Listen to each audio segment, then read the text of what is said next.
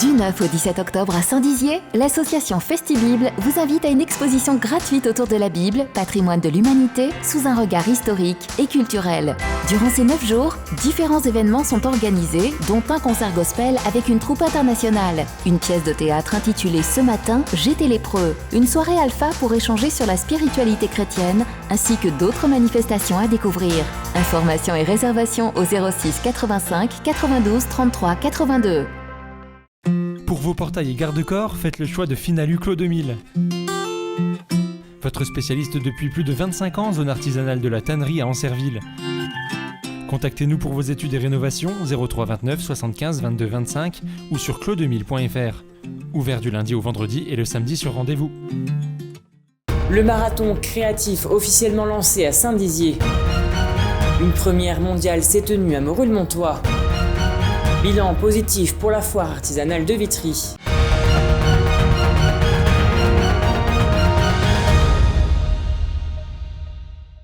Bonsoir à tous et bienvenue dans votre journal week-end du 1er octobre 2021 et débutons cette édition avec le marathon créatif de Saint-Dizier qui a été lancé aujourd'hui et qui se termine demain. Les porteurs de projets ont 36 heures pour révéler Saint-Dizier et développer une activité pouvant redynamiser le centre-ville. Julien Voirin est allé à la rencontre de ces porteurs de projets. Regardez. Le marathon créatif de Saint-Dizier est lancé. La ville organise 36 heures pour créer son entreprise dans le cadre du projet Révéler Saint-Dizier. Une occasion de mettre en valeur les idées créatives des habitants du territoire. Alors là, ils vont d'abord affiner l'objectif de leur projet. Ils vont voir ensuite si économiquement il peut être viable. Pourquoi est-ce que ça marcherait, comment on ferait pour gagner de l'argent, quelles seraient nos charges.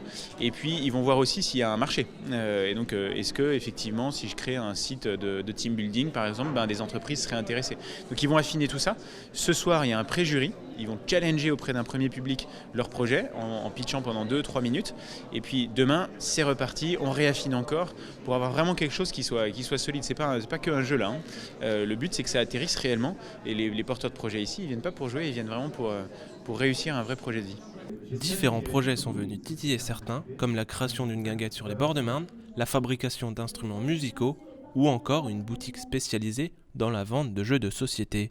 Tous les types de projets sont pertinents à exploiter, les attentes restent nombreuses. Le projet de bar à jeux et de bar à thème qu'on a déjà ouvert à Bar-le-Duc, on aimerait le faire venir à Saint-Dizier aussi.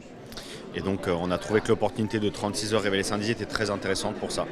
Donc le but c'est justement de voir à quel point les gens peuvent être intéressés et derrière créer des synergies, rencontrer du monde et puis avec des acteurs locaux faire quelque chose qui va permettre derrière d'ouvrir un deuxième établissement type game bar.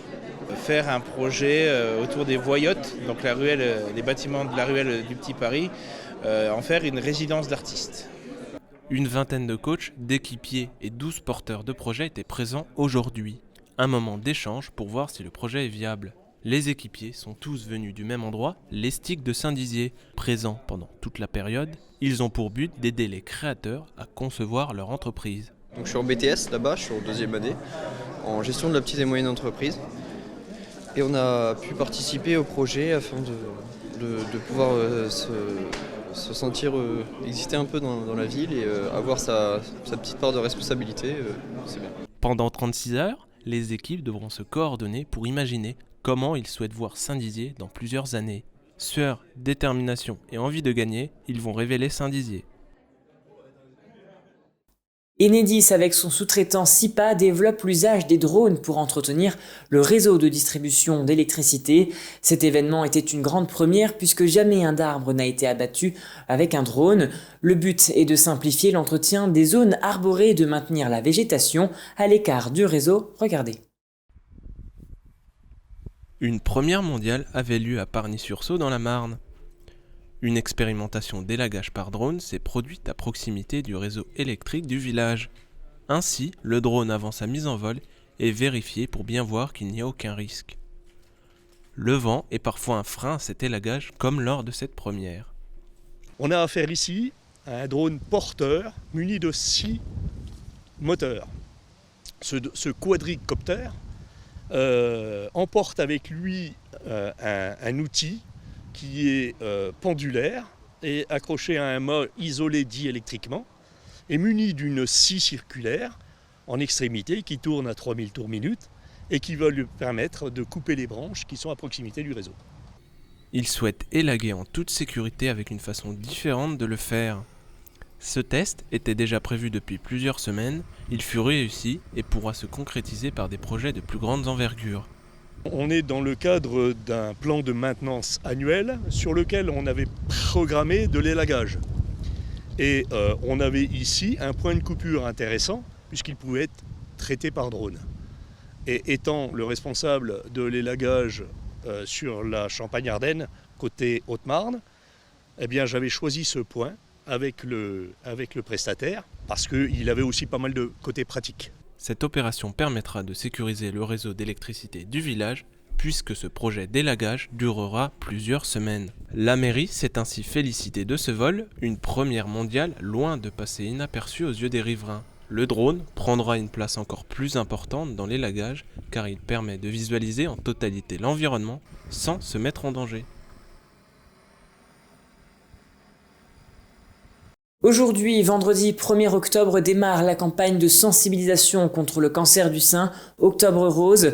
C'est une manière de faire connaître le dépistage. Comme annoncé hier tout au long du mois d'octobre, plusieurs activités et animations sont donc mises en place afin de faire connaître au grand public cette maladie ainsi que les moyens pour se faire diagnostiquer. Plusieurs acteurs locaux vont donc récolter de l'argent pour la Ligue contre le cancer et la recherche.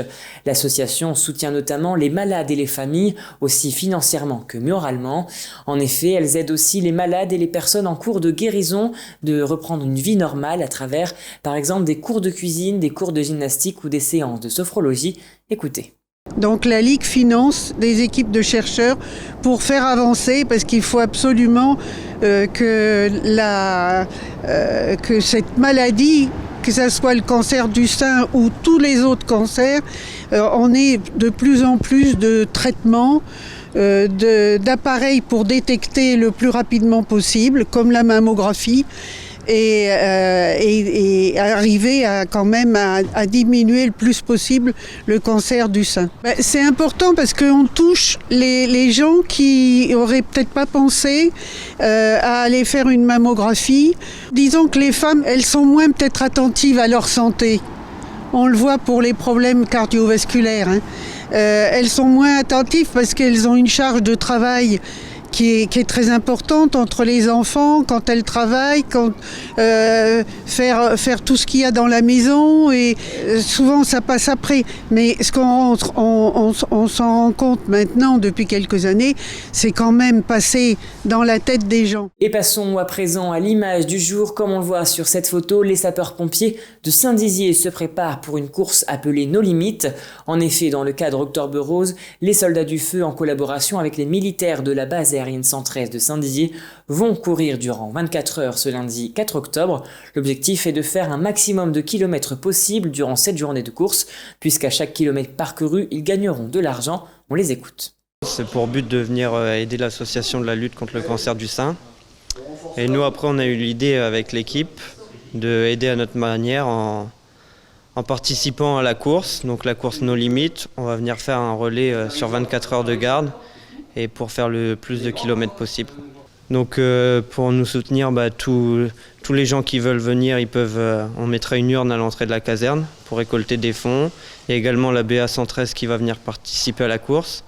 Et également, on invite tous les sapeurs-pompiers de la Haute-Marne à venir participer à la course. C'était un rendez-vous tant attendu pour les Vitrias. La foire artisanale était de retour pour l'occasion. 24 exposants ont investi la place de la Halle au cœur de la Cité Rose. Et elle a attiré plusieurs centaines de personnes. Un reportage de Louis Maujean. Le week-end dernier s'est tenue la foire d'automne.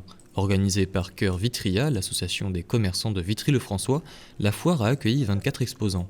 De la peinture à l'automobile, en passant par les traiteurs locaux, la Halle a offert aux visiteurs une véritable exposition, événement attendu et apprécié à la sortie progressive de la crise sanitaire. Suite au virus, les pauvres, ils n'ont pas travaillé comme ils l'auraient souhaité. Donc cette foire-là, je pense que ça va leur apporter, j'espère, un plus pour eux, puis que ça va un petit peu relancer le truc, quoi. Non, moi je trouve qu'il y a eu du monde. Malgré que, bien sûr qu'il faut le pass pour pouvoir rentrer sur la place, les gens ont bien joué le jeu, il n'y a pas eu de souci. C'est une façon de se retrouver avec avec les gens, avec le monde. Ça nous a tellement manqué suite à tous ces confinements. Donc aujourd'hui, ça fait du bien de revoir ça. Malgré la présence du pass sanitaire, les visiteurs comme les exposants étaient au rendez-vous. Les exposants professionnels, quant à eux, sont aujourd'hui satisfaits de la visibilité offerte par la foire. On a toujours eu pas mal de retours, ça a plutôt bien fonctionné. Donc après c'est une petite foire, donc forcément dans notre métier il n'y a pas besoin d'avoir 1000 contacts. Nous il suffit d'un ou deux chantiers pour que ça soit une bonne foire, on va dire. Franchement agréablement surpris, on semble être au début de la sortie de la crise du Covid. Et c'est d'autant plus important pour les petites structures telles que l'association Les Soyeuses qui, eux, ne vendent que par le biais des foires et expositions. Là on reprend l'activité exposition, ça fait 1 an et demi qu'on n'a pas exposé. Donc les expositions, c'est notre bouffée d'oxygène. Si on n'a pas ça, on est obligé d'arrêter. Ça fait du bien de ressortir un peu sur les étalages nos produits et puis de voir du monde aussi. Du monde, il y en a eu, avec un pic de 1800 visiteurs atteint samedi. Alors que la foire de printemps avait été annulée, celle d'automne a rattrapé le coup, et c'est donc un pari réussi pour la commune de Vitry-le-François. Et voilà, c'est la fin de cette édition. Merci à tous de l'avoir suivi. Dans un instant, vos prévisions météo de demain. Très belle soirée à vous. Toute l'actualité qui vous concerne, à voir et ou à revoir, dès maintenant sur puissancetélévision.fr et sur notre application mobile. Vous rêvez d'initier votre enfant au piano ? Mon nom est Nathalie Wedman, je suis diplômée d'un premier prix de piano du conservatoire et j'enseigne la musique en plein cœur de Bar-le-Duc. Enseignante passionnée depuis 20 ans, ma pédagogie est adaptée à la psychologie de chaque enfant à partir de 4 ans. Plusieurs concerts sont déjà prévus à Paris et en Meuse. Inscription ouverte au 06 76 48 37 52.